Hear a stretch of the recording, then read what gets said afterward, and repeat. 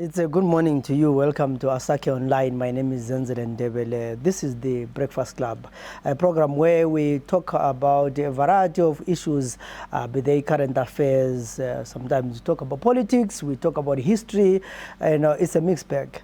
But one of the series that we've been running is where we talk about the history of Zipra and those who fought in the liberation struggle. And I think for a long time we've been concentrating on those who fought in the liberation struggle and came back to tell their story. And we've been documenting them, talking to them, hearing their experiences. But in today's program, it's something that is maybe new, different.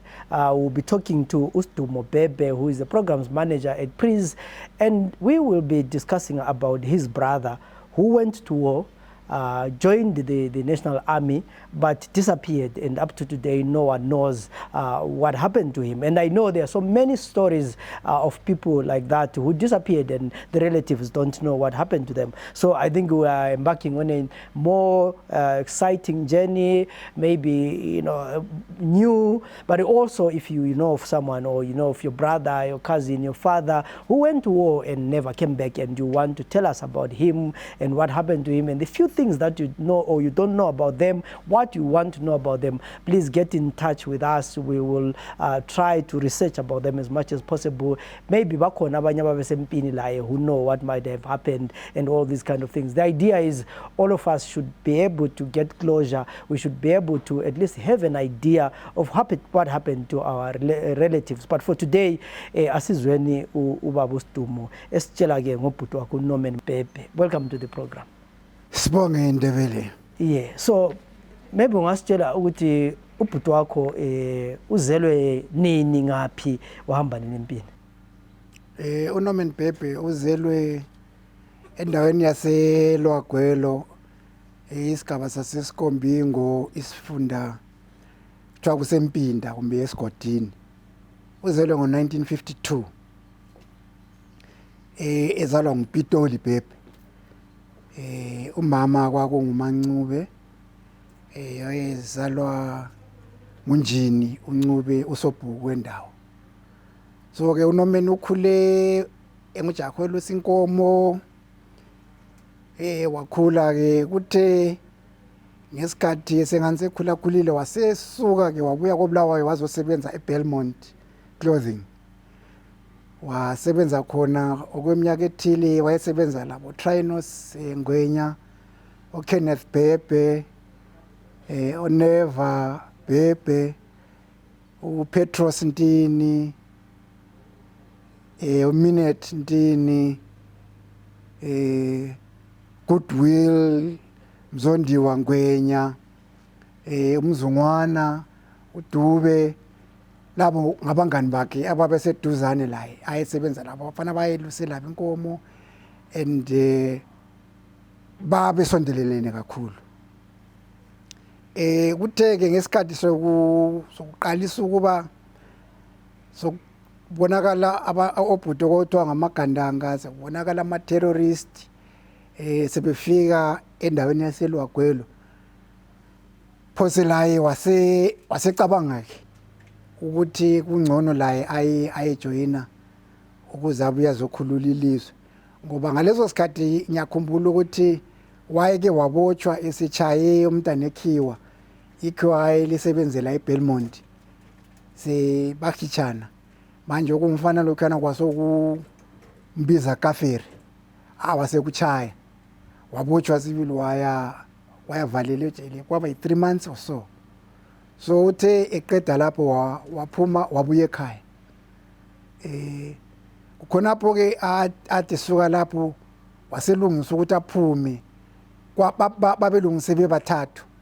Kwakunguye uNorman Bhebhe, kwaba lo Kenneth Bhebhe, kwasokusiba lo Mzungwana uDube. Unfortunately uKenneth Bhebhe wasephuza ukufika. Wafica ibhasi liyana babephuma ngayo lapha eyayisiya lePlum Tree. Wafica sihambile, so ikusala kwakhe. Labana bahamba, bafika bangena baye eBotswana. Bafikela eFrancistown, from there basuka baya eZambia. Bayafika ngokutsho kwakhe bafikela eNampundu endaweni okuthiwa kuseNampundu. Then wasuka lapho esesiya ku training wahamba wayatraina eAngola. Watraina eAngola nxa esitsho ukuthi bahamba ama-days amaningi phose a week or more besendleleni besiya eAngola besuka eZambia. Watraina ke under engineering ngoba wathi esebuya after sebenza training waye attached to usebenzisa iZQ, wasebenza umpopotho iZQ wawungokuchaya indege. Njalo ngesikhathi kubhonjwa ngo-78 laphana kakhulu, is one of those abasebenza ama-ZQ to try and save imkushi, bechaya amakhiwa ukuthi engaqeda abantu ikakhulu omama laba basemkushi. But again ebuya evela isayizi kwakusebhoma lapha abatraina khona eAngola. Wabuya ku front, wangena ku front waye operatela endaweni zaseHurungwe, eKazangarara, eSpolilo, indawo zabo zithiwa iTengwe, uTembwe area, kulapha ayi operatela khona. Waye labafana bekhaya abanye iningi labo bona ababekade besempini. I'm not sure how Zipra was doing it, but a lot of guys from Lower Gwelo, they operated in those areas. There are guys I know, uPromise Mabheka Ncube, who was there, kuzobuya uFederation, or Sasembuza uFato Ncube, laye operator in that area. Bakhona abanye amajaha abasemakhulambila eLower Gwelo khona ngale, they operated in those area. Uminet Ntini, he operated from that area. Lo bhuti omncinyane kulo unomen othiwa nguZenzele Bhebhe, he finished his Form 4 ngo-1977 at David Livingstone Secondary School, where lami lapho engahamba ngafunda khona lami again i-boarding school. uThemba uthe eqeda ukubhala wafika wachiya trunk same day wahamba wayempini la. Bayahlangana sibe gathering point yabo khona ngale province endaweni yaseSpolilo Hurungwe lo Norman. So on a lighter note, Norman then asked uThemba ukuthi kanti wena mfana usulapha inkomo iselelo bani? So kanti uzachiya inkomo osele selusa inkomo mbani? Then Themba of course says, but sisegangeni kade sisempini ungambuza ngenkomo really. Okwenkomo baza salo Sidumo labo Zama labo Bhalewa basala bekhangela inkomo sebekhulile this and that. So and wa operator in those areas and then wabizwa ceasefire. He went to assembly point yonaliyani indawo wayesendaweni yaseSpolilo khona ngale. So and then he was attested to National Army. So after ceasefire lapho uyabuya yini ekhaya? After ceasefire wabuya. This is where I got all this history line. Ukuthi kuma operations abo why operatela nga. And then in some other things I angixoxela zona ezokuthi when esefikile, because ubaba lo ubaba omdala lo ozala ubhuti wami lo kasathathanga umama omdala. So ujaha lo waselotsholwa wasezogcinwa ngugogo ozalo baba. Apparently uyise waleli jaha nguye wachiyela ubaba ibele. So that's how close these guys were. Ugogo wasemgcina. Ngesikhathi esuke siyempini vele ugogo wayengasaboni. So but ngeday ugogo achona ngalo, the grandmother visited the guy egangeni, and then uthi babehlezi nje eight of them ngaphansi kwesihlahla. So yena nguye owayengikhomanda bawabo. Sethi no madoda sokufanele sisuke esikhambeni siye endaweni nje babe siya ku gathering point. Sokufanele basukume bahambe. Laba abanye basukuma bahamba. Yena ubanjwe ebuthongo. All of a sudden sebanjwe ebuthongo ethi nxa elele kufika ugogo ozala ubaba. Afika khulume laye ukuthi hawu no mina uright usegangeni lapha hayi kodwa hayi kulungile mzukulu kuzaba right. Abethi nxa ethi uyabhabhama afica amadzakudzaku ayadlula phambi kwakhe la ayacrossa yale.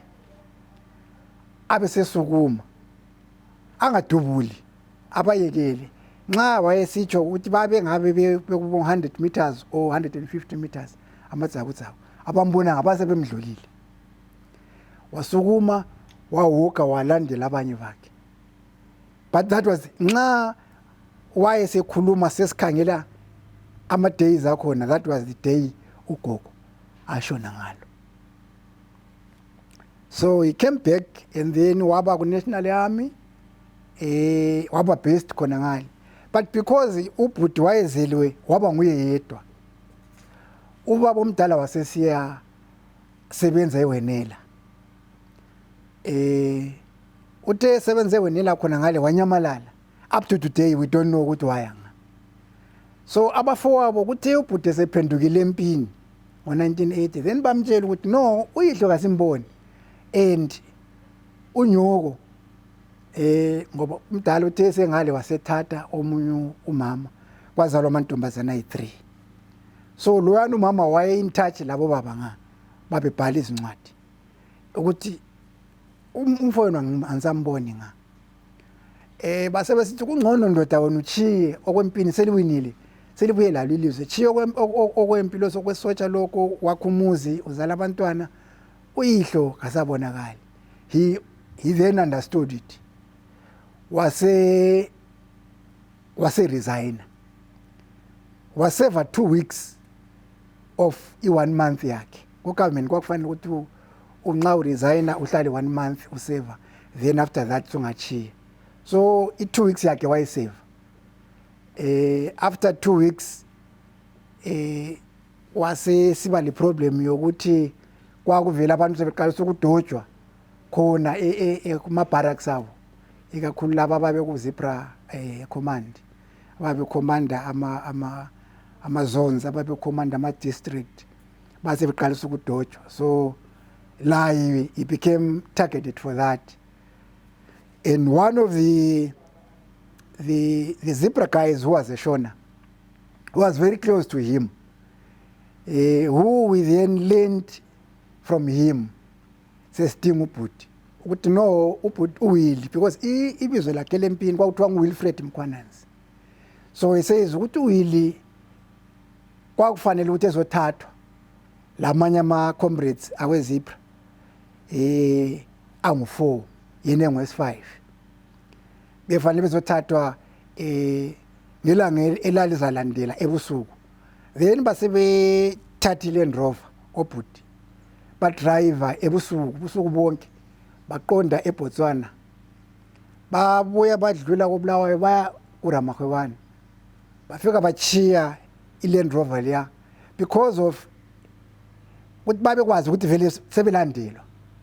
So abazange batshintshi icombat earmy, basebengena eBotswana, maybe babecabangela ukuthi bazatshintsha sebephakathi. Unfortunately basebe banjwa ngama SSG ekusisa khona kwakuvele ama helicopter were already looking for them esengenile eBotswana. So ama SSG ababamba and then they handed them over to army ye Zimbabwe. When I tried to trace ukuthi kungabe kwenzakalani after that, utholakala stops camp la, I think stops camp yile si drill hall kathesi ekhona phana efuqwa ngetrolley, efakwe ku trolley engasakwanisa ukuhamba, engasakwanisa ukubamba efuqwa umuntu lo uthi wamgcina khonapho wayesizama ukusincedisa ukuthi stress umngane wakhe wagcina khonapho ukuthi from there wasuka waya ngaphi nxa wabulewela khonapha ne-stop camp or wathathwa wajikela eBhalakwe or wajikela eQueen's Mine or wayi-Antelope, nobody knows. Ugcina khonapho. We have no further information about him, but we now think ukuthi ifate yakhe was decided khonapha ne-stop camp. So this is someone who army and he disappears. Does the army come back to the family with hayi umuntu wena samboni lapha uhambe kanje, or there's nothing? I-army kayizange ibuye izositshela ukuthi ubhuti kasabonakala. It was imzamo yethu njengemuli ezaze silandelela ukuthi sizama ukuthi sithi find out ukuthi ubhuti uza engabe ngaphi. Sesingani sesikhula khulile sesikuma university this and that, sesizama ukudinga abangani bakhe sibaziyo ababeke befike behamba laye endlini lapha emakhandeni, babeke befike behamba laye ekhaya, kwesinye isikhathi behamba ngemota ye-army ukuthi ubani sasikwazi ukuthi wayihlala usudinga ukuthi no lwana ngiyakwazi. It was very close kubhuti yibo abesishonini amajaha ababekuzipha, yibo esasesidinga kubo. Sesizama ukuthi basincedise, but i-government did not come, i-army did not come to tell us ukuthi what really happened to the brother. So njengomuntu wayesevele sesevile phela iminyaka emibili or ethize or wayesechiya kwakule madlana zakhe phela ayemele ezithole kuhulumende lepentsheni, kuhamba njani konke khonokho? Because during that time kwakungela ma-death certificates that were issued, so we didn't get any evidence to declare him dead Even up to today? Up to today. So when other members of iZIPRA bephiwa ama-gratuities abo ama-50,000 labana, ubhuti did not get ama-pensions akhe ona laba abantu abawatholayo kathesi yena kazange awathole. And in any case konapho ubhuti esihamba esiya resigner wayesethethe unkosikazi wakoMaseko. Unkosikazi Lwana stayed from 1981 wahlala uze wasuka ngekhaya ngo-1989 ilokhe elindile cabanga ukuthi umkakhe maybe one day uzathuja. So you find ukuthi kulama issues wona lawa, and we are almost 42 years or 43 years after independence, and these issues are not solved, and you are grown up now. Yeah. You still don't have a death certificate of your brother. And do you think as a family, as a nation, we failed?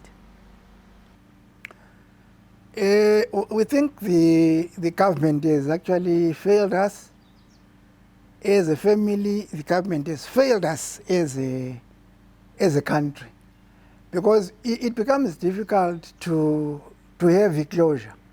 It becomes difficult to really move ahead and find a closure and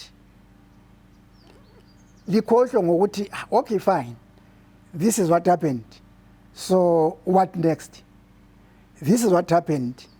We can't simvusa umuntu, but at least ukuthi basitshengise ukuthi no umuntu lo waphelela la. Uyazi ukuthi kunemkhuba enziwayo thina singabantu besintwini, kule mkhuba enziwayo nxa umuntu sebhubhile lifike lenze likwenzayo okwemuli, umoya womuntu lwana ukuthi uthathwe uye hlanganiswa labanye lapho kulele khona abanye, because thina ngakithi lapho kulele khona obaba mkhulu kulele khona obaba, it's one place. And uyabona ukuthi we think ukuthi maybe if we could get this man simthathe sithatha amathamba akhe nje siyawabeka khona lapha kulabo baba khona, it will be a great thing for us.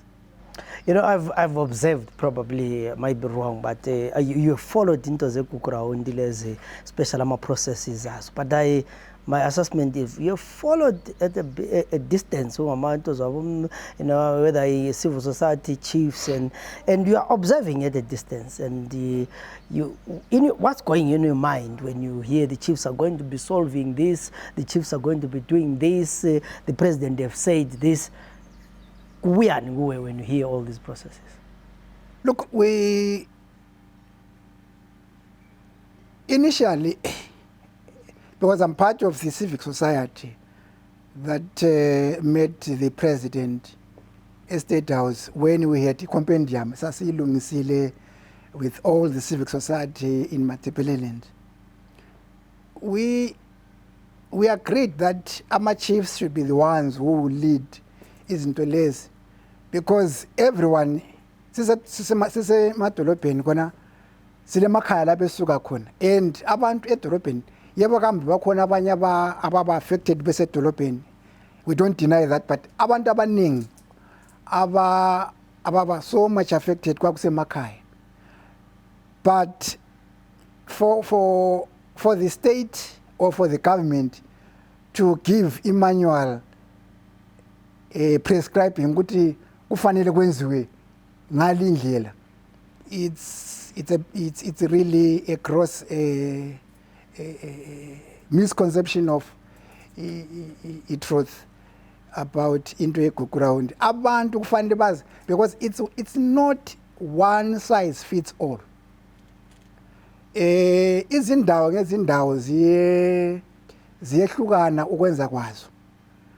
Izindawo ngezindawo ziyehlukana. For instance, ngithi ukubekwa kwabantu lokuthi abantu babekwa sikhathi bani, babekwa amakhanda ekhangele ngaphi, kuyehlukana the whole country in Matebeleland. I'm talking about kubo Chief Ntabeni, kubo Chief Kwesela, Chief Sogwala, ubuye koNgungumbane, ubuye Cholocho, Lupane, Nkai, ubuye kubo Plumtree. This is what I call Matebeleland to me. But indlela okwenziwa ngayo, le ndlela abantu ababulawa ngayo kwakusehlukana, zo ukubulala kwakuyikubulala. Umuntu obulewe equnywa ngengqamu akufani lo muntu obulewe edutshulwa, akufani lo muntu obulewe echiselwe endlini. All those kufanele ukuthi nxa kusenziwa kulomkhubo wakhona abantu abadala abawenzayo nxa bezama ukuthi bethi appease the spirits, bathathe imimoya leyana ukwenzela ukuthi kungaze kwaba le mimoya emibi eza affecta izindawo zakithi.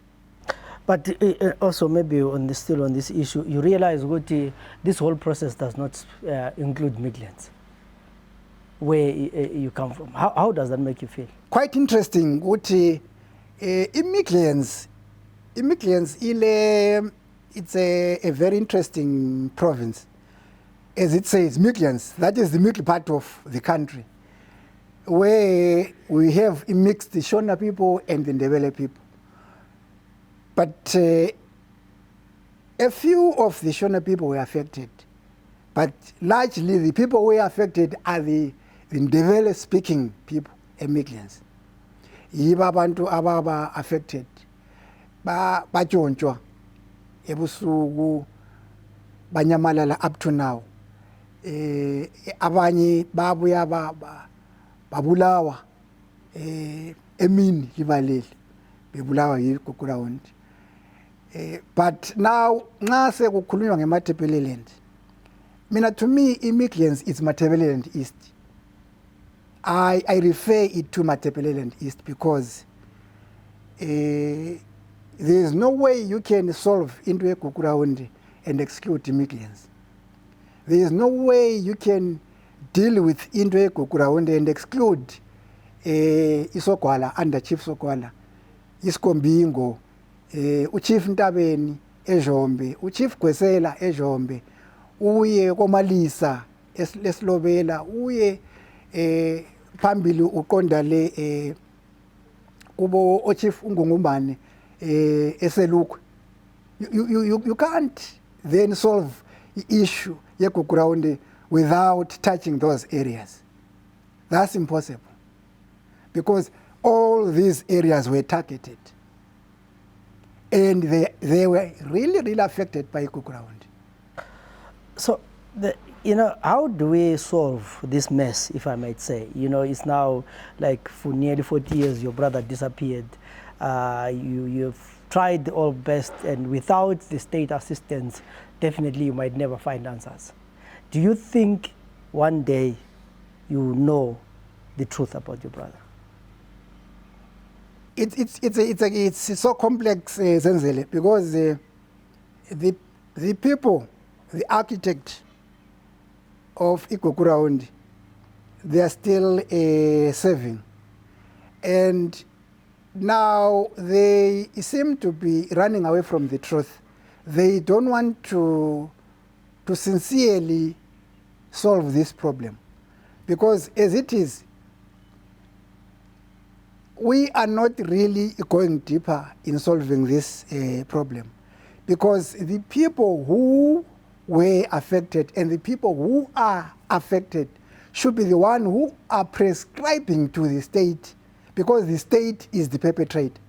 They should be the ones who are telling the state how to do it, not the state to tell the people how they should be having a closure, how they should heal. You cannot prescribe how I should heal. No, there is no way. There is no way I can do that.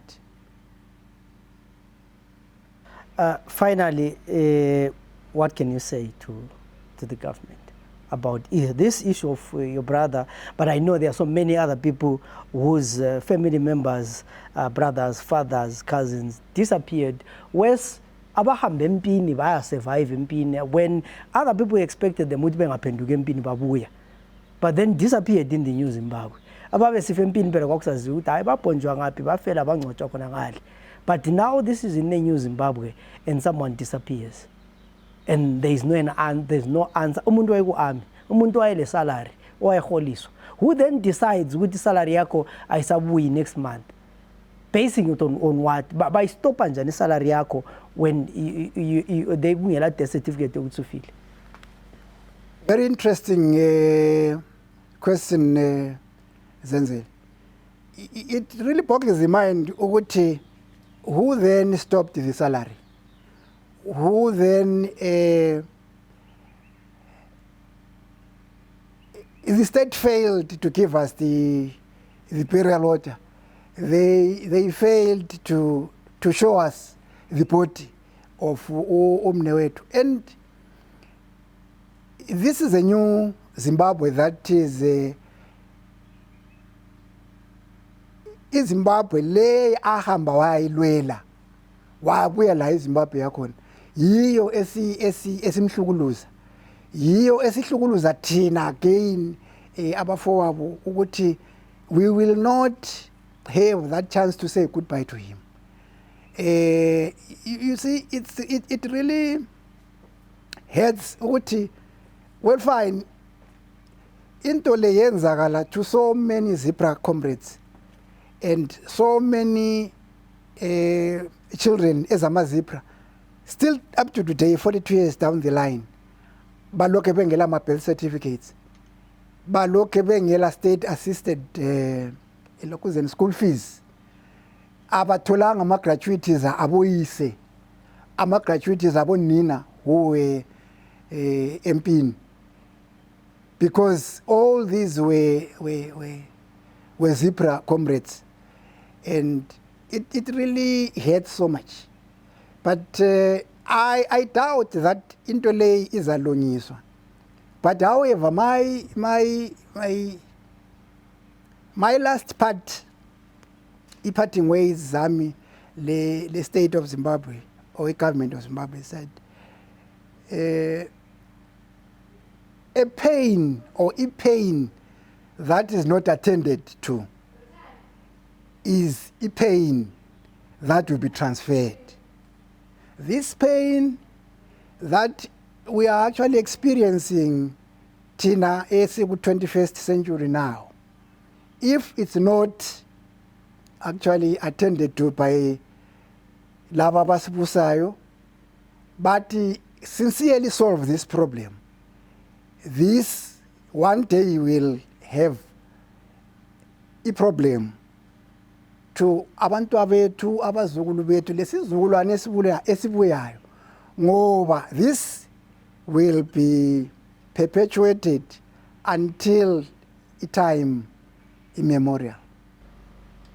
Thank you very much. That was Sidumo Bhebhe sikhuluma about his brother Norman Bhebhe, who disappeared after independence army, and no one knows what happened to him. And as a family, they don't even have proof that he is dead, because they don't have ama remains. They don't have a document that shows he's dead, but they know he's dead for sure because they've never seen him, and no one knows what happened to him. And I know there are so many families with such stories, and we would like you to get in touch with us. You can get in touch with us on Facebook, on Twitter, on WhatsApp, on all other social media platforms, so that we can talk about these issues, document about these issues, because we don't believe ukuthi kulabantu abangaphongu nyamalala in the books of history, and their stories cannot be told. Let me tell you again that this is not going to be an easy task, because the same government that made these people disappear will not sit back and let us do this work.